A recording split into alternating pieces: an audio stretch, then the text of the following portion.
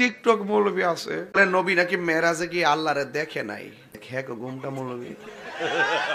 রজবের 27 তারিখটি নবী করিম সাল্লাল্লাহু আলাইহি সাল্লামের মেরাজের রাত।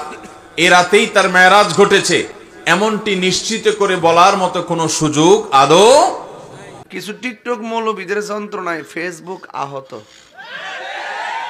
ইউটিউব নিহত, গুগল আইসিইউতে। এখন বলবেন হুজুর এইগুলা কারা? আমি কি এইগুলা আমরার মতনই মৌলবী? মাথা ফাঁকি টাকি লাগায় টুপি টেপে ফাঁকি পিনতে না, ওপর একটা ওই টুপিও বালা করে দেন, একটা কাপড় ফালাই রে। তো এইভাবে ফালাই দিয়া ঘরের ভিতরে বসে বসে ভিডিও করে কিভাবে শুনেন মেরাজের মাসটা আইলে তারা খাদা আর দব্বন গুইসাফের মতন বাইরে। তো এরা বলতেছে কয় নবীর মেরাজ নাকি স্বপ্নে হইছে। এখন খিদিরপুরের মানুষ আপনারা জবানটা খুললা কোন নবীর মেরাজ কি স্বপ্নে না বাস্তব? এটা কিন্তু শুধু আলোচনার বিষয় না, ইমানের বিষয়। এই এখানে থাকেন যারা বলে নবী নাকি মেরাজে কি আল্লাহরে দেখে নাই, যুক্তি দিয়ে কি আল্লাহর কোনো আকার নাই? আসলে তো আকার নাই।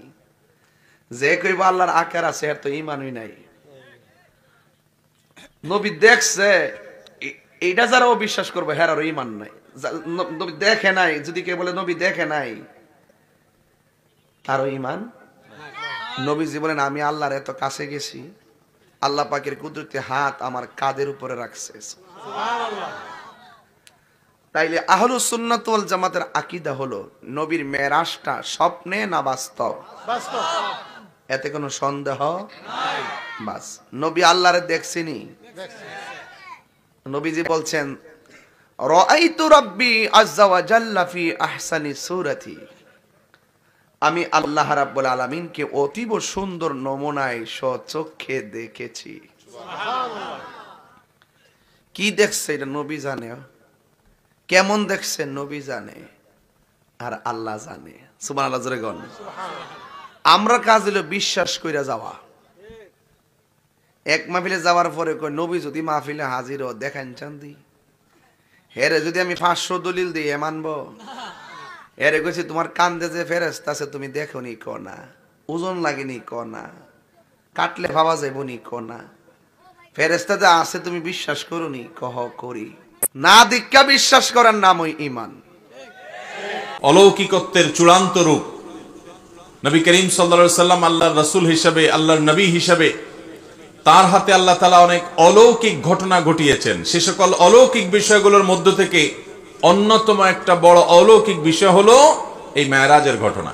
একজন মানুষ মক্কা থেকে মসজিদে হারাম থেকে এক রাতের সামান্য কিছু সময়ের মধ্যে সুদূর ফিলিস্তিনে মসজিদুল আকসা পর্যন্ত যাওয়া, আবার সেখান থেকে সপ্ত আকাশ ভেদ করে নবমণ্ডল সব ভেদ করে আল্লাহ রাব্বুল আলামিনের অনেক বড় বড় নিদর্শন আয়াত মিনাল্লাহি তাবারাক ওয়া তাআলা সেগুলো সব অবলোকন করে জান্নাত জাহান্নামের বিভিন্ন দৃশ্য দেখে আল্লাহর সাথে কথোপকথন করে আল্লাহর কাছ থেকে ওহী নিয়ে বিশেষ বিশেষ বিধিবিধান নিয়ে আবার নবী রাসূলদের সাথে সাক্ষাৎ করে আবার মক্কায় চলে এসেছেন মাত্র একটি রাতের সামান্য কিছু মুহূর্তের মধ্যে।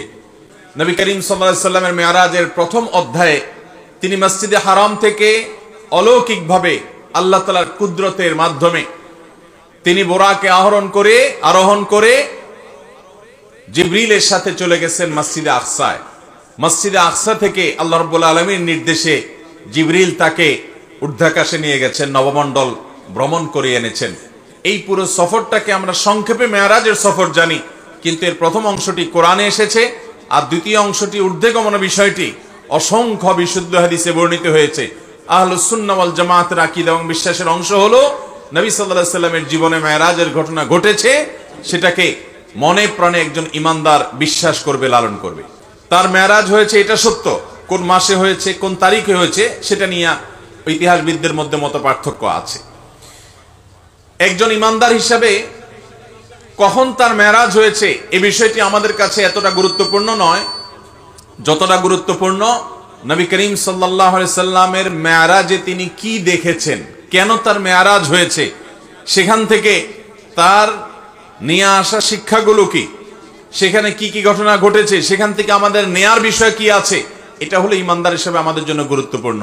নবী সাল্লাল্লাহু আলাইহি সাল্লামের মেরাজের তারিখ, ক্ষণ, সন এটা যদি এত গুরুত্বপূর্ণ হতো, তাহলে বুখারীতে, মুসলিমে, তিরমিজিতে, আবু দাউদে, নাসাইতে বিভিন্ন হাদিসের কিতাবে নবী সাল্লাল্লাহু আলাইহি সাল্লামের মেরাজের তারিখ, তার সন এগুলো খুব গুরুত্বের সাথে উল্লেখ করা হতো। নবী সাল্লাল্লাহু আলাইহি সাল্লামের জীবনে অনেক ঘটনা ঘটেছে, যেই ঘটনাগুলোর তারিখ, সন, ক্ষণ এগুলোকে সাহাবীরা এত বেশি গুরুত্বের সাথে সংরক্ষণ করার ব্যাপারে তারা বিশেষ নজর দিতেন না। যত বেশি নজর দিতেন নবী করিম সাল্লাল্লাহু আলাইহি সাল্লামের ওই ঘটনার মূল শিক্ষণীয় বিষয় কি সেদিকে। অতএব মুহতারাম হাজরিন, আমাদেরকে জানতে হবে যে আমাদের নবী সাল্লাল্লাহু আলাইহি সাল্লাম মেরাজে গিয়ে কি দেখেছেন। তিনি মেরাজে গিয়ে যে বিষয়গুলো দেখেছেন এর ভিতরে একটা বিষয় হলো তিনি জিবরিলকে দেখেছেন। জিবরিল ফেরেশতাকে তিনি তার আপন যে সুরত, তার আসল যে রূপ, সেই রূপে তিনি দেখেছেন।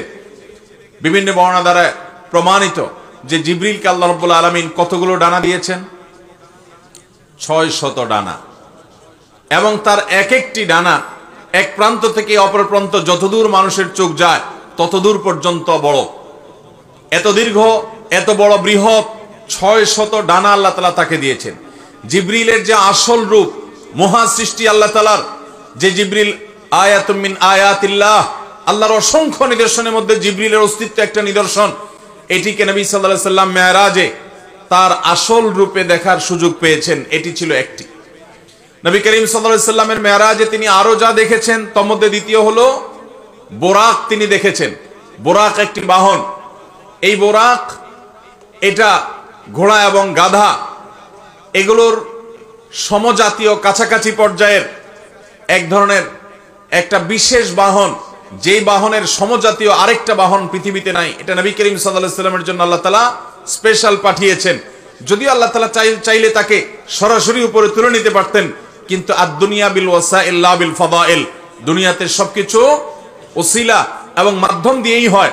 এজন্য আল্লাহ তাআলা এই বাহনটা ব্যবহার করেছেন। আল্লাহ তাআলা এই বাহনের মুখাপেক্ষী না, এটা ছাড়াও তিনি তার বান্দাকে নিতে পারতেন।